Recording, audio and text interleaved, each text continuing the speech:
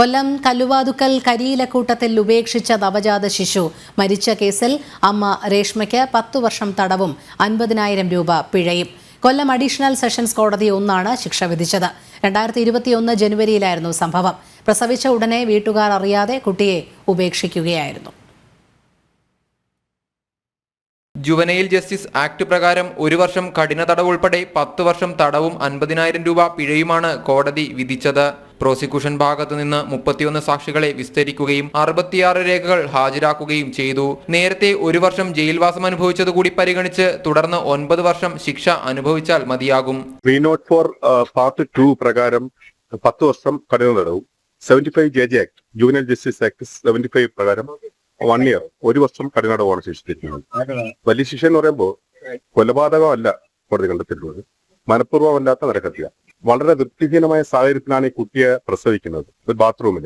അതിനുശേഷം പൊക്കിൾ പൊടി പോലും മുറിച്ചു മാറ്റിയിട്ടില്ലാതെ അവസ്ഥയിലാണ് ഈ കുട്ടിയെ റബ്ബർ തോട്ടത്തിൽ കൊണ്ട് ഉപേക്ഷിക്കുന്നത്. അപ്രകാരം ഒരു കുട്ടിയെ ഉപേക്ഷിക്കപ്പെട്ടാൽ അതിന് അപകടം അല്ലെങ്കിൽ മരണം സംഭവിക്കാമെന്നുള്ള അറിവ് ആ ഉപേക്ഷിക്കപ്പെട്ട ആൾക്ക് ഉണ്ടായിരിക്കും. ആ രീതിയിലാണ് ആ 304 പാർട്ട് 2 കോടതി ഫൈൻഡ് ചെയ്തിട്ടുള്ളത്. പ്രതിയുടെ പ്രായം കണക്കിലെടുത്ത് ശിക്ഷയിൽ ഇളവ് വേണമെന്ന് പ്രതിഭാഗം ആവശ്യപ്പെട്ടെങ്കിലും കോടതി അംഗീകരിച്ചില്ല. 2021 ജനുവരി 4 കേസിനാസ്പദമായ സംഭവം. വീട്ടിലെ കുളിമുറിയിൽ വെച്ച് ആൺകുഞ്ഞിന് ജന്മം നൽകിയ രേഷ്മ വീട്ടുകാർ അറിയാതെ കുട്ടിയെ സമീപത്തെ റബ്ബർ തോട്ടത്തിലെ കരിയിലക്കൂട്ടത്തിൽ ഉപേക്ഷിക്കുകയായിരുന്നു.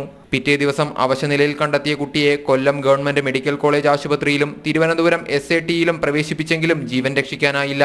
DNA പരിശോധനയിലൂടെയാണ് കുട്ടി രേഷ്മയുടേതാണെന്ന് കണ്ടെത്തിയത്. സമൂഹ മാധ്യമത്തിലൂടെ പരിചയപ്പെട്ട് നേരിൽ കാണാത്ത കാമുകൻ അനന്തുവിന് വേണ്ടിയായിരുന്നു സ്വന്തം കുഞ്ഞിനെ രേഷ്മ കൊലപ്പെടുത്തിയത്. എന്നാൽ അനന്തു എന്ന പേരിൽ വ്യാജ അക്കൗണ്ട് ഉണ്ടാക്കി രേഷ്മയുമായി ചാറ്റ് ചെയ്തത് ബന്ധുക്കളായ ആര്യയും ഗ്രീഷ്മയുമാണെന്ന് അന്വേഷണ സംഘം കണ്ടെത്തി. ഇതോടെ ഇരുവരും ഇത്തിക്കരയാറ്റിൽ ചാടി ആത്മഹത്യ ചെയ്തു. ജനം, കൊല്ലം.